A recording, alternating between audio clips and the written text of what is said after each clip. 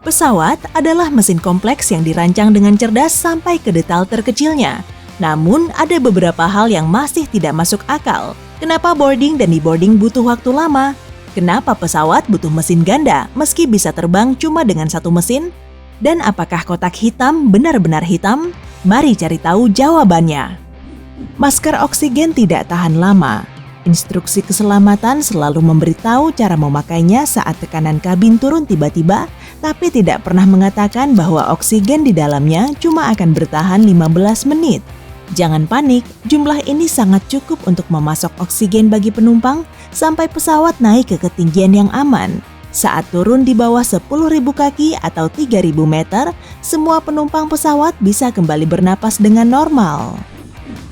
Pesawat bisa tahan terhadap suhu ekstrim, tapi dengan syarat, saat pilot mengumumkan informasi penerbangan, mereka dengan biasa saja menyebutkan suhu yang ekstrim di luar sedang di angka minus 55 derajat Celcius.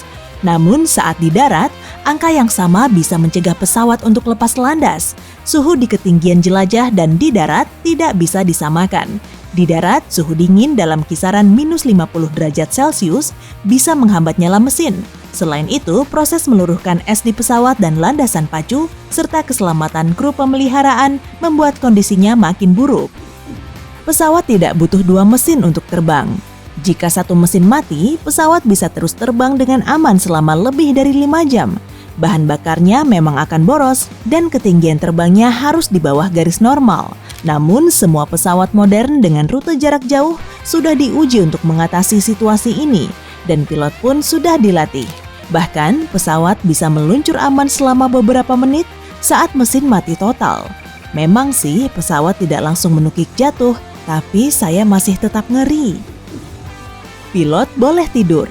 Berkat kecanggihan autopilot, pesawat bisa terbang sendiri dengan sempurna ke seluruh dunia. Sementara itu, pilot manusia bisa tidur sebentar, tapi ada peraturannya. Cuma satu pilot yang boleh tidur dalam satu waktu. Dan masih ada banyak hal yang belum bisa dilakukan autopilot, seperti berjalan di landasan pacu, mendarat, mengatur lokasi awal dan tujuan, serta membuat candaan khas pilot sebelum lepas landas.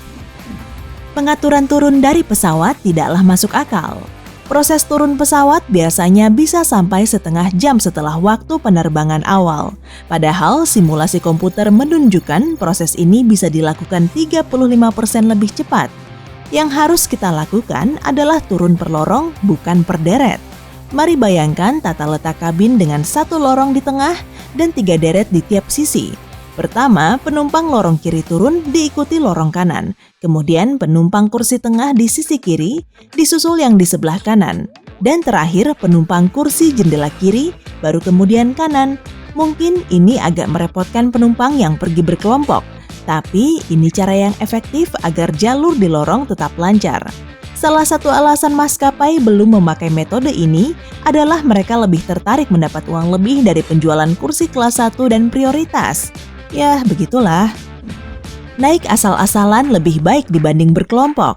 Jika naik berkelompok, pesawat akan diisi penumpang dari belakang ke depan, tentu saja setelah kelas bisnis dan prioritas. Proses ini akan jauh lebih cepat jika penumpang boleh memilih tempat duduk sendiri di pesawat. Mereka akan lebih tergesa-gesa untuk mengambil posisi dan tidak lagi berdiri dengan santai untuk menaruh barang di bagasi kabin. Bahkan ada yang lebih baik lagi, yaitu membiarkan penumpang naik per baris. Pertama, penumpang di kursi jendela, lalu tengah, kemudian lorong. Sekali lagi, dengan begini kita tidak perlu lagi menunggu orang lain menaruh barang mereka.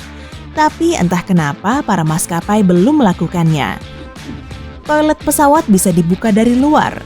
Kamu cuma perlu memutar knop di bawah tanda toilet. Namun jangan khawatir, ini jarang digunakan oleh penumpang, melainkan cuma oleh para kru kabin saat menurut mereka orang di dalam sana membutuhkan bantuan. Pesawat terbang bisa memicu petir. Pesawat sebaiknya tidak terbang saat badai petir, tapi desainnya sudah dirancang untuk tahan dari petir. Kebanyakan pesawat pernah disambar lebih dari sekali dalam setahun dan masih berfungsi dengan baik. Bahkan pesawat sendiri bisa memicu petir saat melintasi awan bermuatan tinggi. Sambaran dimulai dari badan pesawat lalu merambat keluar. Kotak hitam tidak berwarna hitam. Perekam data penerbangan alias kotak hitam sebenarnya berwarna oranye terang. Kotak ini dilapisi cat tahan panas berwarna mencolok agar lebih mudah ditemukan. Kotak ini masih disebut hitam sebagai penghormatan terhadap kotak pertama yang warnanya sesuai dengan namanya. Tempat terkotor di pesawat bukanlah toilet. Tempat terkotor adalah meja nampan tempat kamu makan. Bahkan ada sekitar 10 kali lebih banyak bakteri di sana dibanding di toilet. Jumlah kuman di sabuk pengaman dan ventilasi udara di atas kepala setara dengan tombol siram toilet. Ini menjijikkan. Selimut dan bantal juga tidak selalu dibersihkan setelah dipakai. Dan ada satu alasan lagi supaya kamu tidak ingin naik pesawat. Earphone yang tersedia kemungkinan besar sudah pernah masuk ke telinga orang lain sebelummu. Udara di pesawat sekering gurun Sahara. Untuk menjaga kebersihan udara, pesawat punya teknologi penyaringan udara yang sama dengan rumah sakit. Tapi sebagai gantinya, udara bertekanan di pesawat sangatlah kering. Kelembapannya hanya sekitar 20%, sama seperti di Sahara. Tanganmu kering, tenggorokan dan hidungmu terasa seperti amplas, dan tubuhmu kehilangan banyak cairan, terutama dalam penerbangan jarak jauh. Maskapai bisa memperbaikinya dengan memasang pelembab udara, tapi untuk itu dibutuhkan tangki air, yang artinya berat ekstra dan pengeluarannya lebih banyak. Jadi sementara ini minumlah air agar tidak dehidrasi. Makanan pesawat sebenarnya enak, tapi kondisi penerbangan menjadikannya hambar. Maskapai penerbangan tidak dengan sengaja memakai koki payah untuk membuat makanan yang rasanya seperti kardus. Perbedaan tekanan udara dan kelembapan yang super rendah mematikan sekitar sepertiga dari indera pengecapmu, sama seperti saat kamu masuk angin. Jadi itu bukan salah makanannya, melainkan salahmu. Pilot dan kopilot jarang memakan makanan yang sama. Bukan karena selera makan yang berbeda, ini dilakukan demi keselamatanmu. Yap, jika salah satu makanan ada yang bermasalah, salah satu pilot masih bisa mengendalikan pesawat. Kalaupun harus makan makanan yang sama, setidaknya mereka akan makan di waktu berbeda agar tidak mual bersama-sama. Syukurlah. Pemanasan global membuat turbulensi makin parah. Makin banyak karbon dioksida di udara, makin besar goncangan turbulensi selama penerbangan. Ini disebabkan suhu naik di atmosfer yang rendah dan turun di stratosfer, sehingga ada efek tarik-menarik di udara. Para peneliti meyakini turbulensi akan terus memburuk. Ini juga bisa mempercepat aliran jet dan memperlambat penerbangan ke barat dibanding ke timur. Lampu kabin diredupkan bukan untuk membantumu tidur. Memang sih tidur kita lebih nyenyak, tapi prioritas utama maskapai adalah keselamatanmu. Saat harus meninggalkan pesawat dalam keadaan darurat, lampu kabin yang redup akan mempermudah mata menyesuaikan diri dengan kegelapan malam. Awak kabin juga memintamu menaikkan jendela, bukan supaya kamu bisa menikmati pemandangan, mereka cuma perlu melihat sisi pesawat mana yang lebih pas untuk evakuasi darurat. Kondisi pesawat membuatmu lebih emosional. Iya, benar. Survei buatan Bandara Gatwick menemukan bahwa ketinggian membuat penumpang lebih emosional. Meski tidak takut terbang, pergi ke bandara dan melewati semua proses keamanan dan antrean panjang bisa membuat fisikmu lemah.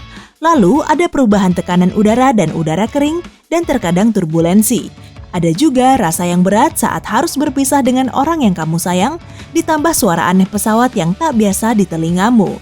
Semua ini membuat emosimu tergugah. Survei yang sama menyebutkan orang lebih sering menangis saat menonton film di pesawat meski sebelumnya tidak pernah. Jadi, kalau kamu melihat saya menangis saat menonton Toy Story, itu karena tekanan kabin. Paham? Hey, jika kamu belajar hal baru hari ini, klik tombol suka untuk video ini dan bagikan dengan teman. Berikut beberapa video keren lain yang pasti kamu suka. Cukup klik video di salah satu sisi layar dan ingat, tetaplah di sisi terang kehidupan.